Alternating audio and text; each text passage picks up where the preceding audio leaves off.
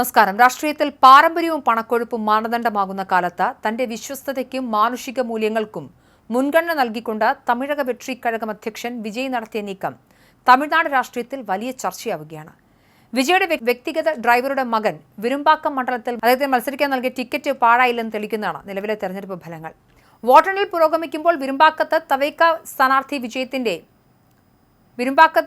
ടി.വി.കെ സ്ഥാനാർത്ഥി വിജയത്തിന്റെ വക്കിലാണെന്ന റിപ്പോർട്ടാണ് വരുന്നത്. സാധാരണക്കാരായ പ്രവർത്തകർക്കും പാർട്ടിക്കായി ആത്മാർത്ഥമായി പണിയെടുക്കുന്നവർക്കും അധികാരം നൽകുമെന്ന തന്റെ വാഗ്ദാനം വിജയ് അക്ഷരാർത്ഥത്തിൽ പാലിച്ചിരിക്കുകയാണ്. വിരുമ്പാക്കം മണ്ഡലത്തിൽ പ്രമുഖ പാർട്ടികളുടെ സ്ഥാനാർത്ഥികളെ പിന്നിലാക്കിയാണ് ഈ യുവാവ് മുന്നേറുന്നത്. രാഷ്ട്രീയ പാരമ്പര്യമില്ലാത്തൊരു സാധാരണ കുടുംബത്തിൽ നിന്നുള്ള യുവാവിനെ ജനങ്ങൾ ഇരുകൈയും നീട്ടി സ്വീകരിച്ചു എന്നത് തമിഴ്നാട്ടിലെ രാഷ്ട്രീയ മാറ്റത്തിന് തെളിവായി രാഷ്ട്രീയ നിരീക്ഷകർ കാണുന്നുണ്ട്.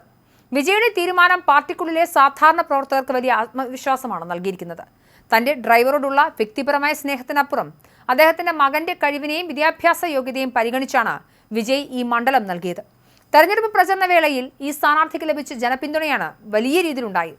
ഞങ്ങളിൽ ഒരാൾ എന്ന പരിഗണന വോട്ടർമാർക്കിടയിൽ വലിയ സ്വാധീനം ചെലുത്തി. DMK, AIDMK തുടങ്ങിയ വൻ ശക്തികൾക്ക് ഈ മണ്ഡലത്തിൽ കടുത്ത വെല്ലുവിളി ഉയർത്താൻ TVKയ്ക്ക് സാധിച്ചു. വരും മണിക്കൂറുകളിൽ ഔദ്യോഗിക ഫലം വരുമ്പോൾ വിരുമ്പാക്കത്തെ ഈ വിജയം തമിഴ്നാട് നിയമസഭയിൽ ഏറ്റവും ശ്രദ്ധേയമായ ഒന്നായി മാറും. ജനസേവനത്തിന് കുടുംബമഹിമയല്ല, മറിച്ച് ആത്മാർത്ഥതയാണ് വേണ്ടതെന്ന വിജയുടെ രാഷ്ട്രീയ സന്ദേശം ഈ വിജയത്തിലൂടെ ഉറപ്പിക്കപ്പെടുകയാണ്. ഡ്രൈവറുടെ മകൻ MLA പദവിയിലേക്ക് ഉയരുന്നത് തമിഴ്നാട് രാഷ്ട്രീയത്തിലെ ജനാധിപത്യപരമായ ഒരു വലിയ നാഴികക്കല്ലായി വിശേഷിപ്പിക്കപ്പെടുന്നു. നീലാങ്കരയിലെ വിജയുടെ വസതിയിലും ഡ്രൈവറുടെ കുടുംബത്തിലും ഈ വിജയവാർത്ത വലിയ ആഘോഷങ്ങൾക്കാണ് തുടക്കമിട്ടിരിക്കുന്നത്. അതേസമയം 5 സംസ്ഥാനങ്ങളിലെ നിയമസഭാ തെരഞ്ഞെടുപ്പ് ഫലങ്ങൾ പുറത്തുവരുമ്പോൾ ഇന്ത്യൻ രാഷ്ട്രീയത്തിലെ ഏറ്റവും വലിയ മാറ്റങ്ങൾക്കാണ് രാജ്യം സാക്ഷ്യം വഹിക്കുന്നത്. തമിഴ്നാട്ടിൽ ദ്രാവിഡ രാഷ്ട്രീയത്തിന്റെ ഗതിമാറ്റിയ വിജയമായി നടൻ വിജയുടെ തമിഴക വെട്രി കഴകം മാറിക്കഴിഞ്ഞു. പശ്ചിമ ബംഗാളിലും അസമിലും BJP കറുത്തുകാട്ടുമ്പോൾ തെന്നിന്ത്യയിലും വടക്കു കിഴക്കൻ സംസ്ഥാനങ്ങളിലും രാഷ്ട്രീയ മാറ്റത്തിന്റെ കാറ്റ് ശക്തമായി വീശുകയാണ്. തമിഴ്നാട് രാഷ്ട്രീയത്തിലെ വൻമരങ്ങളായ DMKയും AIDMKയും അപ്രസക്തമായിരിക്കുകയാണ്. കഞ്ഞിപ്പോരാട്ടത്തിൽ തന്നെ വിജയ് തമിഴകത്തിന്റെ ജനനായകനായി മാറി. മുഖ്യമന്ത്രി MK സ്റ്റാലിൻ തന്റെ സ്ഥിരം മണ്ഡലമായ കൊളത്തൂരിൽ പരാജയപ്പെട്ടത് DMK കേന്ദ്രങ്ങളെ ഞെട്ടിച്ചിരിക്കുകയാണ്. സ്റ്റാലിന്റെ മുൻ വിശ്വസ്തനും TVK സ്ഥാനാർത്ഥിയുമായ VS ബാബുവാണ് 7000-ലധികം വോട്ടുകൾക്ക് സ്റ്റാലിനെ അട്ടിമറിച്ചത്. തമിഴ്നാട് നിയമസഭാ തെരഞ്ഞെടുപ്പിൽ DMK അധ്യക്ഷനും മുഖ്യമന്ത്രിയുമായ MK സ്റ്റാലിൻ കൊളത്തൂർ മണ്ഡലത്തിൽ അപ്രതീക്ഷിത പരാജയം നേരിട്ടത് എത്രത്തോളം വലിയ ഭീകരമായ ഭരണവിരുദ്ധ വികാരം ആ നാട്ടിലുണ്ടായിരുന്നു എന്നതിന്റെ തെളിവായി മാറുകയാണ്.